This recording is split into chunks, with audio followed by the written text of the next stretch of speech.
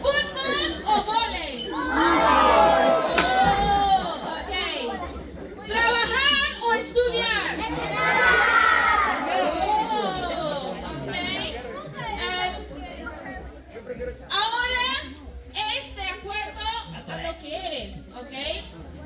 Chicos, ok. Les voy a explicar. En Inglaterra, ustedes tienen monedas, nosotros también en Inglaterra tenemos monedas. Hay dos caras de la moneda, ¿no? ¿Cómo son?